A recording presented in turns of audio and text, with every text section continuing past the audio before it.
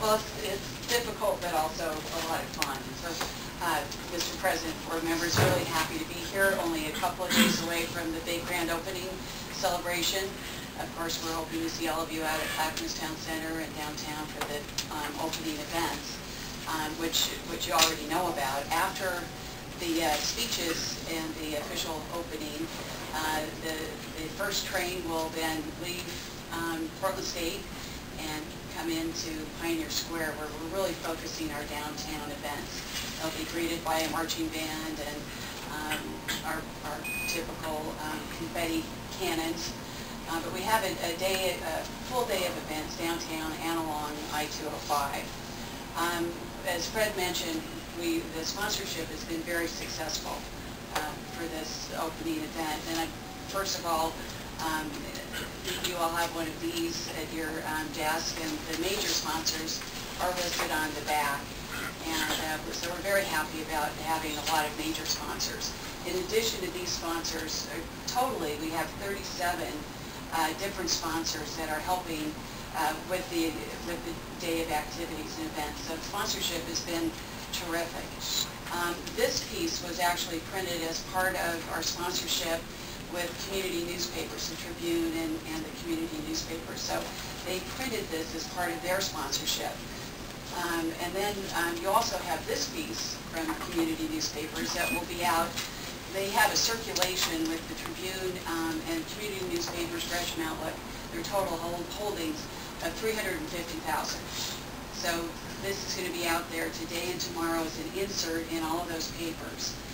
They also did a print overrun as part of their sponsorship for 25,000 copies that they gave to us, so we can use them for opening day events.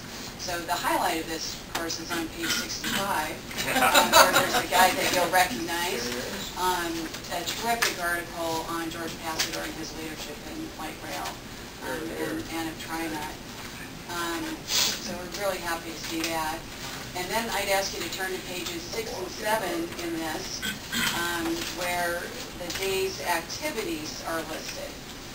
And by having the Tribune print this and having our 25,000 copies, we'll be able to give this to the people that show up and not have to print our own day of event activities. So everybody can pick up a copy of this and see everything that's going on all of the platforms. So we have stages downtown at Pioneer Square. We have a stage out at Clackamas Town Center. It really is 2 events that we're putting on this day. There's entertainment downtown on the stages and at Clackamas Town Center from roughly 11:30 to 6. All of the platforms will have something going on. We'll have staff at all the platforms on I-205. Some of the highlights out at 205, health screenings at Main Street will kind of be a focus. At Fuller Road, Krispy Kreme's giving out 5,000 donuts. Make some people happy. At Lance Town Center, there's a farmers market, and we're also having a big bike corral there. We're hoping that we can get cyclists to leave their bike at bike corrals and at parking that's provided, so they don't feel like they need to put it on the train, because we're anticipating fairly large crowds to come out, especially on the east side where it's all new downtown. People have been seeing it under construction for a few years and are pretty familiar with the stuff down there. But if it's like past events, we should get around 20,000, 25,000 people that come out to see the new line. So I hope you'll join us for some of the events and see the. If you haven't been downtown, it not only looks terrific, but we're really trying to put a lot of green out there. This graphic is in a lot of windows. Portland Business Alliance has been out working with businesses, asking to put a little larger size poster of this out in the windows. We have banners on 5th and 6th. A lot of the businesses are doing specials, and the employees will be in Go Green. Green means go. T-shirts are really bright green and very visible. obviously, in the spirit. They'll also get balloons. There'll be, the day of the event, a lot of businesses will be delivered green and white balloons. There's roving musicians and street performers throughout downtown. So it'll be a really fun event, a lot of activities for the whole family, face paintings for the kids and storytelling for the kids.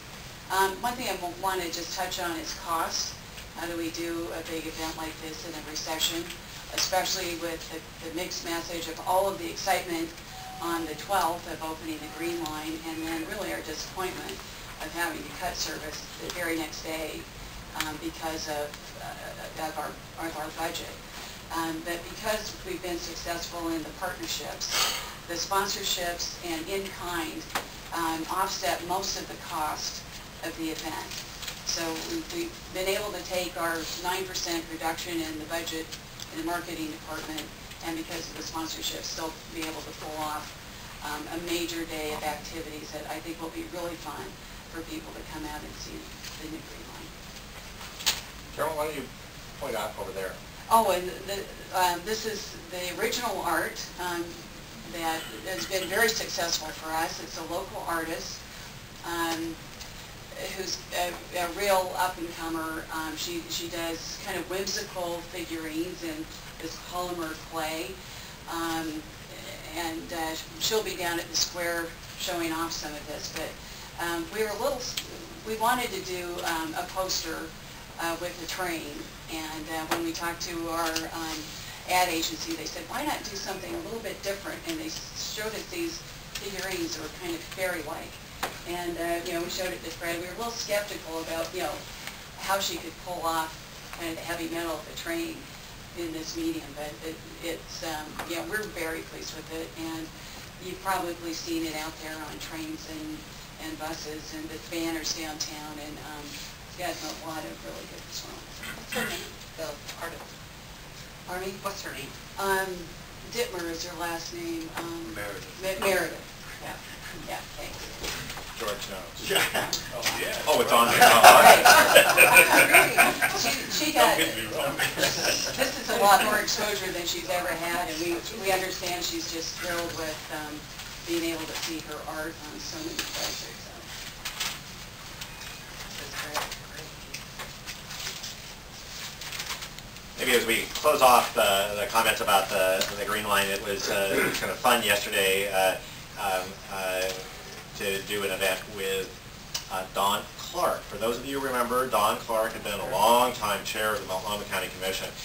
It really was Don's vision that set aside land when they built 205. One of the requirements in the draft environmental, or in the environmental impact, final environmental impact statement, was to set aside a transitway along I-205. At that time, they didn't even know whether or not it would be a busway or light rail or what. This is 1979? I think 1979, so long before even the first light rail in 1986.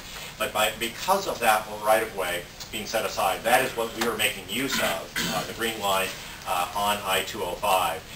And although there were, that only extended to the Multnomah County line with Clackamas County, it really did make a lot of the difference. Anyway, it's just nice to be able to see Don and to be able to see his excitement that how pleased he was to have been a part of something finally coming to fruition.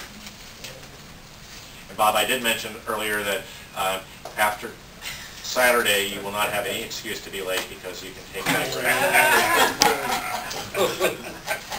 That sounds good.